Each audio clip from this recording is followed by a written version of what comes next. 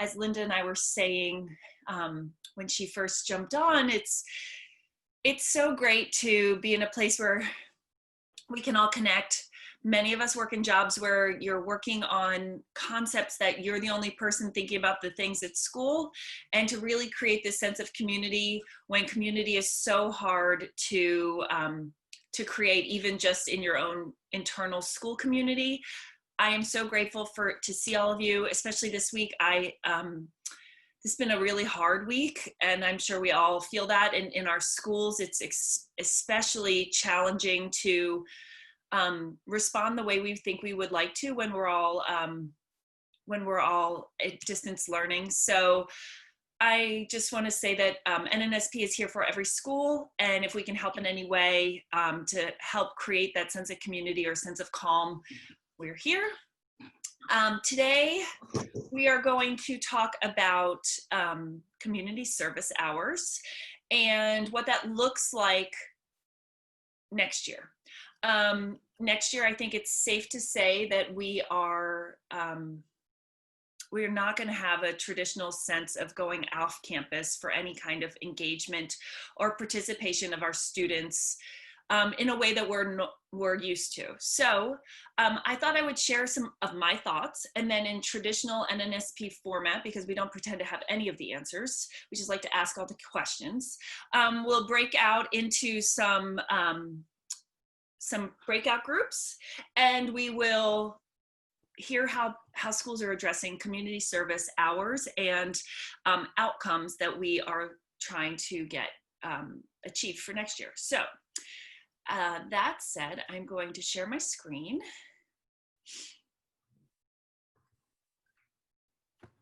I say that, but sorry, Zoom kicked me off my screen. You'd think after 4 months of this, I'd be better at it, but I'm not. Okay, so here we go.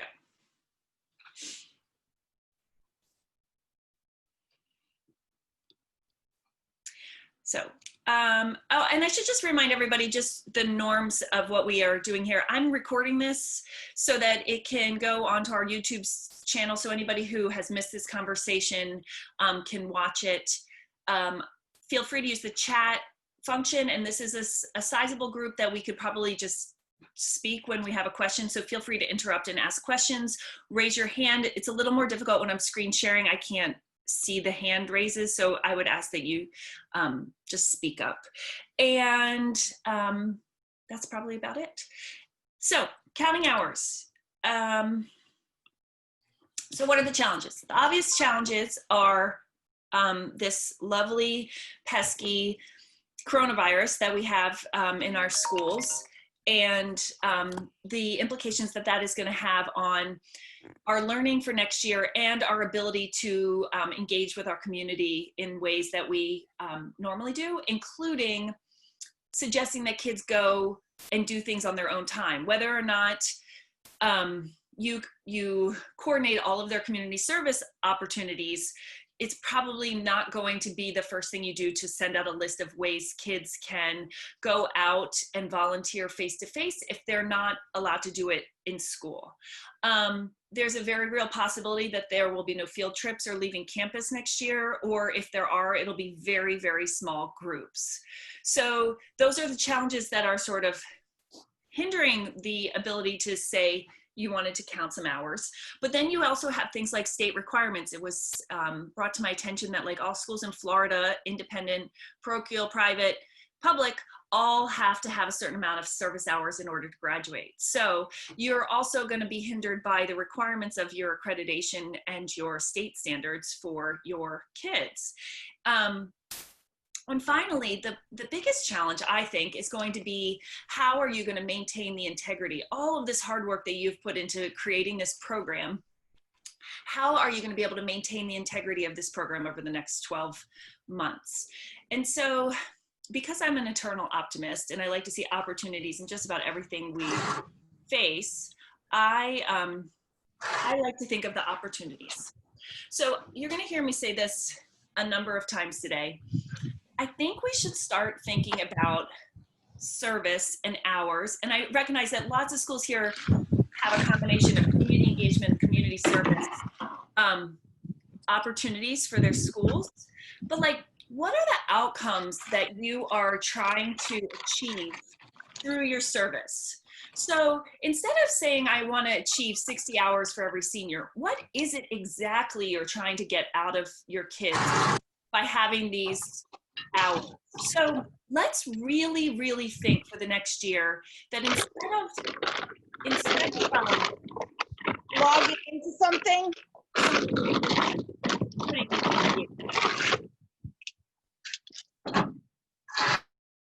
Okay, sorry.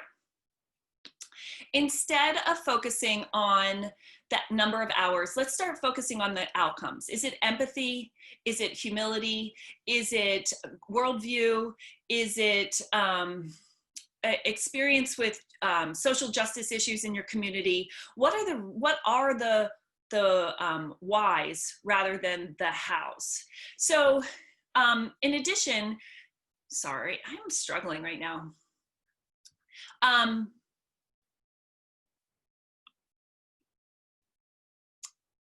I apologize, everybody. I'm having technical difficulties over here, and I can't see my screen. All right, sorry.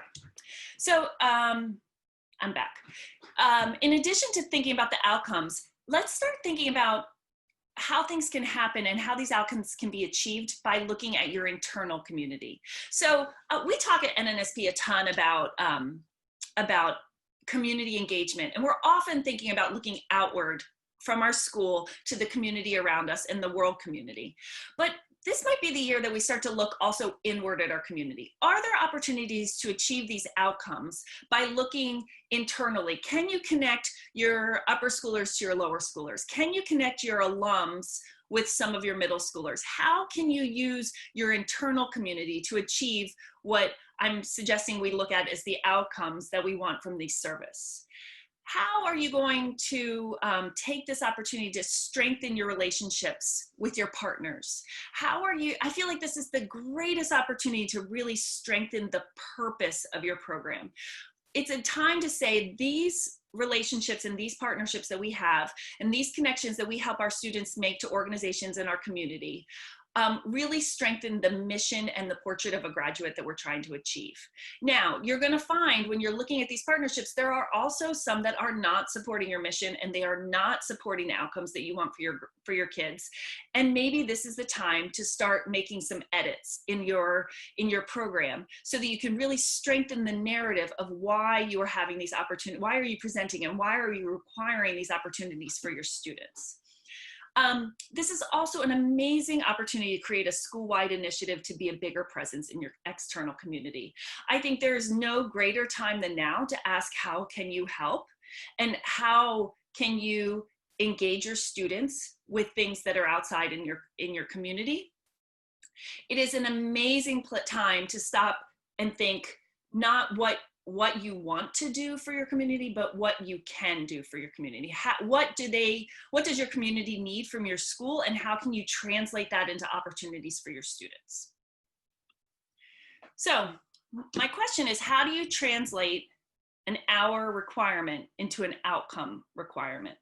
So I already suggested that you look at like, what are the outcomes that you want for your students? Is it passion? Is it purpose? Is it empathy? Is it worldview? How are you going to ask your students to have experiences that will help achieve those outcomes? How can you think outside of the box in what activities will help to reach those outcomes? How can you create a combination of requirements of hours and a requirement of outcomes? And how are you going to track that? Are there intra-school ways to create opportunities that can help achieve these outcomes?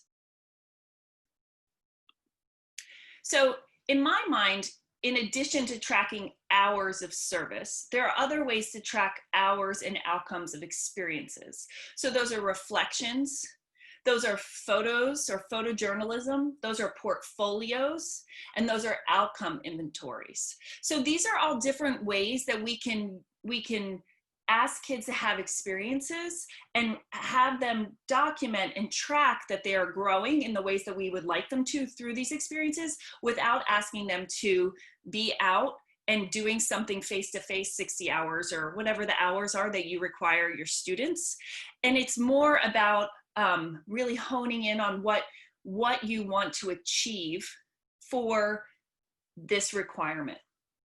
I saw on here, I'm going to totally put him on the spot, but Andy from Mobile Service here, and Mobile Service, a online hour and outcome tracking platform. And I'm sorry, Andy, I'm totally putting you on the spot, but is there any way you could share with us a little bit how you all do track these outcomes and the reflections, et cetera? Yeah, sure. Sorry. No, that's okay. Yeah, I mean, I think what we have seen, we're still, a young company, and we are hearing all of these. I mean, COVID is forcing the hand on a lot of these things, but this is stuff we've been hearing for a long time in terms of trying to move more toward outcomes. And so, I mean, ultimately, we're a platform that allows students to track these experiences.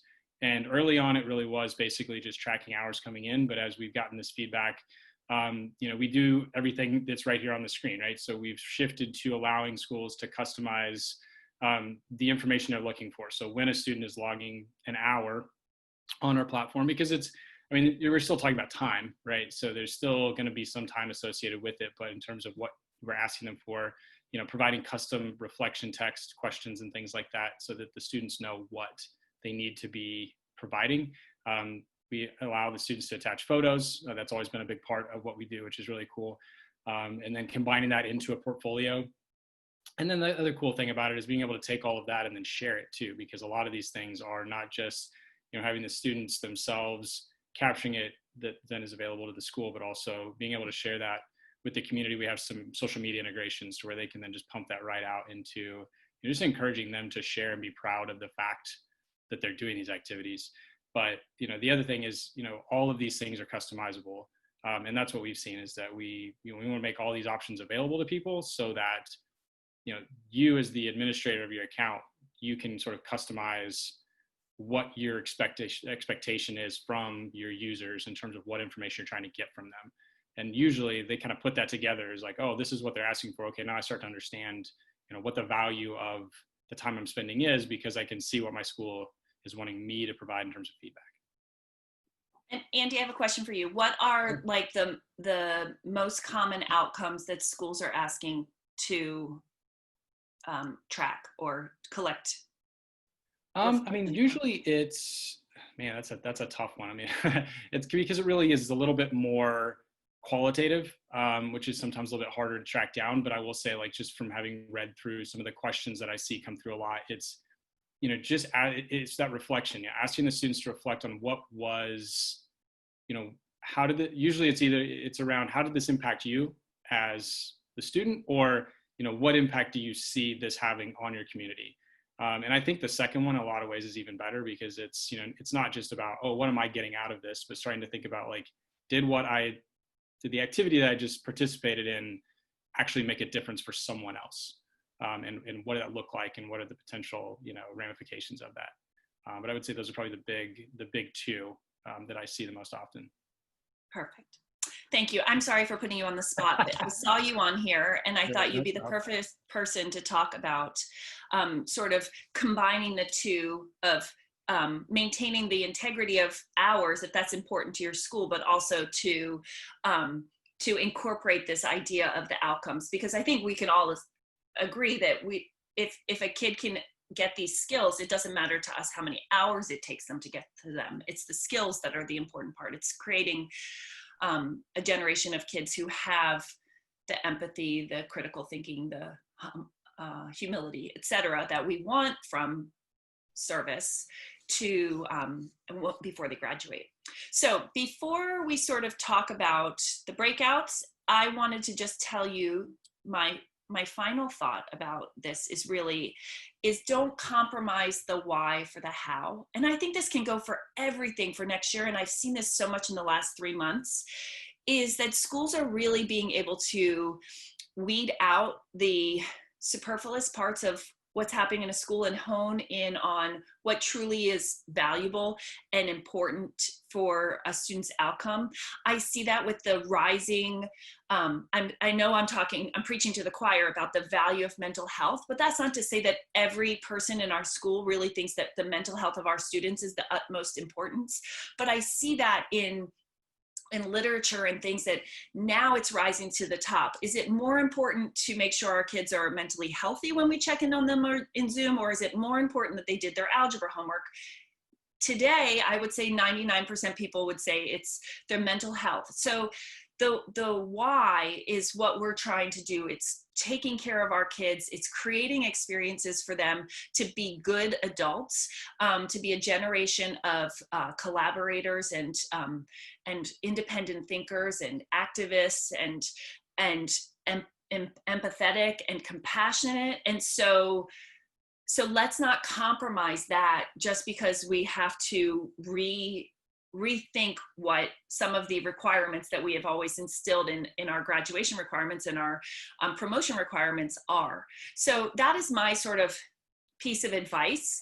It's probably a lot easier for me to say it here in my house than it is to enact it. But I will tell you that in the next 20 minutes when we go into our breakout rooms, there will be, there's a group document that I will put over here in the, this is the group document that we're going to use for the breakout rooms. And so what we're going to do is we're going to go into breakout rooms with about 7 or 8 people in each of them. And I'll need somebody to take notes and then somebody to help facilitate the conversation, because there aren't enough of me to facilitate the small group conversations, but to ask, what is your school thinking about what they're going to do next year? And what are the challenges, aside from the COVID-19 challenges, but what are the challenges you're seeing about enacting some change around these requirements? So that is, anybody have any questions before we break out? No. Okay, so wait, you should have access. That is, sorry. I will give you all access as soon as I break you out into, like I said, I am struggling. I think I've hit the wall. I apologize to everybody. I'm glad you all have a sense of humor for my professionalism. That's being. Oh, Blake, and they're also asking if maybe you could put those 2 questions that you said in the chat so that way we can refer to them while we're in our group. Thank you for reading. You're welcome. Listen, there's probably a shelf life for Zoom meetings we can all be in. I was all ready to go. I thought for sure this was shared. And now, you know, of course, my computer's taking a nap. Okay, so the questions are, seriously, you guys, it's saying loading and it's sprinting. Say the questions and I'm going to write them. Okay, thank you, Laura. The questions are, what is your school thinking about hours for next year? And then aside from COVID, because we don't need to talk about the challenges that COVID is presenting us, I think we're all pretty well aware of those. What are the challenges you have in enacting a change around those requirements for your students? Thank you. Let's see, it says anybody with the link can view. Here, let's try it again. So anyone with the link can edit, right? Oh, edit. See? It's okay. This is a bad day. It's okay. This has been a week, I'm telling you. All right, here we go. Now you all can edit. And I'm gonna go hold my head, shame. There we go. I'm human. It's a growth mindset, people. Okay, so we are breaking up into small groups and I will see you all there in a minute. Welcome back, everyone.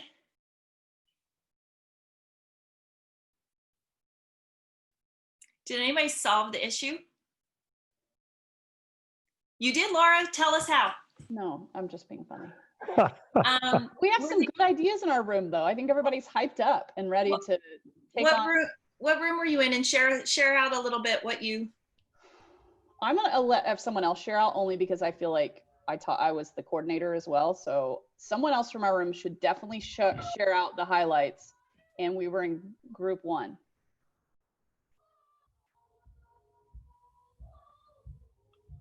All right. Does anyone else want to do it? Because I'm always the one who then jumps in as the second. Sarah, this is your time. You can do it. Okay. So we did a lot of conversation around like kind of where we are now from stuff like logistics, like what are the hours and are we collecting them and should we collect them next year and how do we do that? We talked a little bit about different management system platforms and then a lot about this idea of like hours versus outcomes. Hockaday is doing some really good work around outcomes and focusing on that versus the hours so that we kind of use that as an option to kind of discuss what it looks like for all of our different schools and kind of went into some conversations individually about our schools, but it seemed like mostly we were really focusing on that jump and using this as an opportunity to kind of both everything that's happening with, police brutality and Black Lives Matter and that side of it, but also COVID as a way to just kind of like nudge the school where they don't want to go in theory. That probably won't work, but that's our goal. I don't know if I covered that well.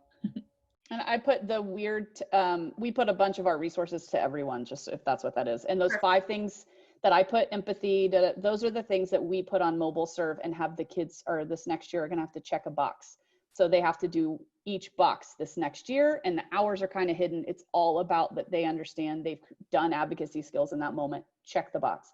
And ideally they're checking those 5 boxes. And so mobile serve allows that to happen, which is really helpful. Great. Does anybody from group 2 want to share out a little bit about what your conversation was?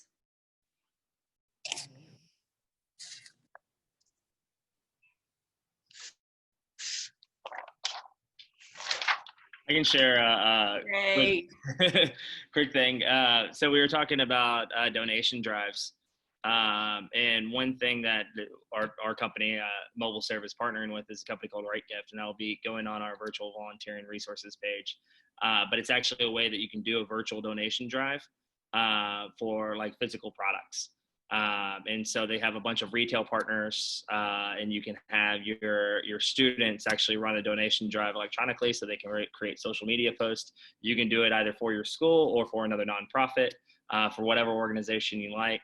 And when you sign up, a percentage of what is purchased is then given back to your school as well. And so you can either donate that to the nonprofit that you're doing donation drives for, or you can use it for your programs. We're actually, in our partnership, we'll be getting a percentage as well. And we're going to turn those into service learning scholarships. So that's just a company you can look into. It'll be on our virtual volunteer resources page. It's called Right Gift. And that's the resource that Andy shared with us. It's in the chat. Does everybody see that in the chat? The virtual volunteering resource list is from MobileServe. Thank you. Does anybody else from group 2 have anything to add? The chat, are we able to, is this being recorded? Yep. Are we able to access it later and also see the information in the chat? I will archive it in the group document. So all these links will be placed in the group document. So you can't really see that. The chat is difficult to read afterwards. So I just move everything over to the Google Doc. Okay, great. Thank you. Sure. Group 3.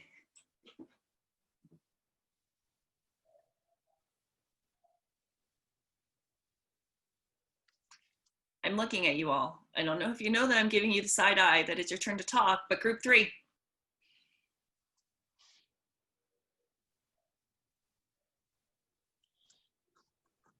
Goodness gracious.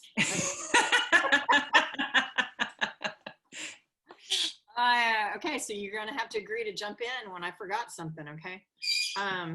So we shared out, each of us, where we stand in our programs so far, and at least 2 of us don't count hours and are getting, baby steps. Some of us have been counting hours for a long time and don't know yet how to adjust to this new reality of possibly being stuck at home the whole time. So ideas came up around some brave souls who may go out there and physically help folks with a mask on, depending on the region and the season, and what online opportunities might help, and how would we then account for the students' investment in time.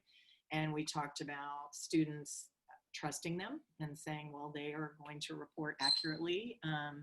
Some of the schools felt they've never had a problem with that, so why would they worry now? I mean, they never had a problem with students being very engaged in the community, so why quibble over a few hours or whatever? And then schools talked about kind of what Laura was talking about really looking at the outcomes as your way to evaluate the experience, and to say, what levers do we have that can get us those outcomes? So engage children to go out there and make change, or stay in here and make change.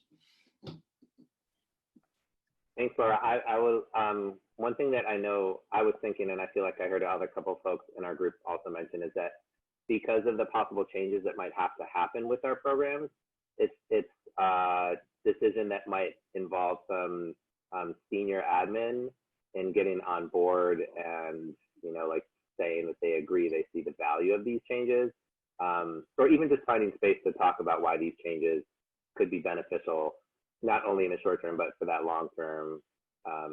Often I imagine that many of our schools have something in the mission that connects to the work that we do.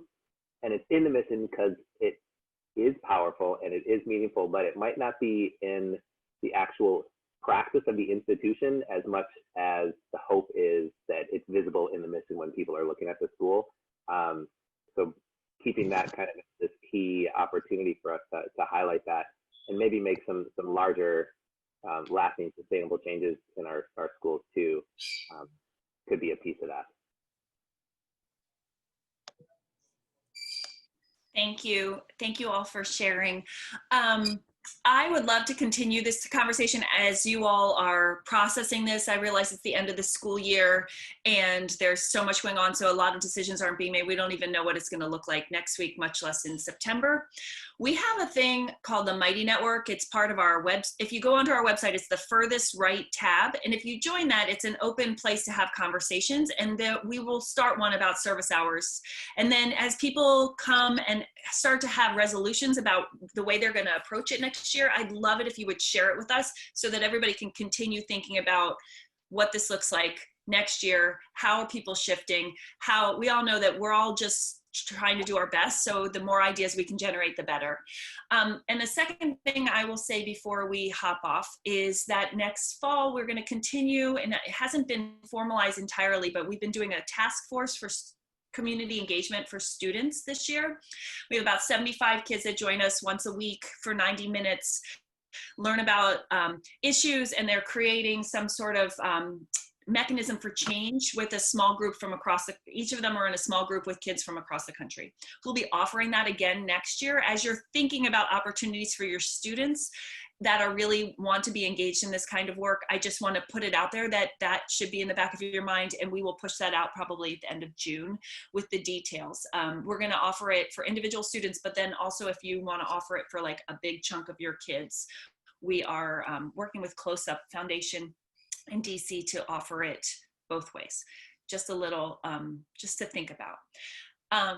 Thank you all so much for being here. Thank you again, Andy, for letting me put you on the spot. I have a habit of doing that, and sharing a little bit about how you can track outcomes and in addition to and to complement ours. And thank you all for being here. I'll be better prepared next week with my Zoom skills. Well, actually, I don't think we're doing one next week, so I'm off the hook. I have a question. The Mighty Network, is that on your website, you said? It's on mine. If you go onto my network, you can join, and then it's a platform for lots of places, but that's where the NNSP Mighty Network is. Okay. Thank you all. Thank you. Thank you. Thank you.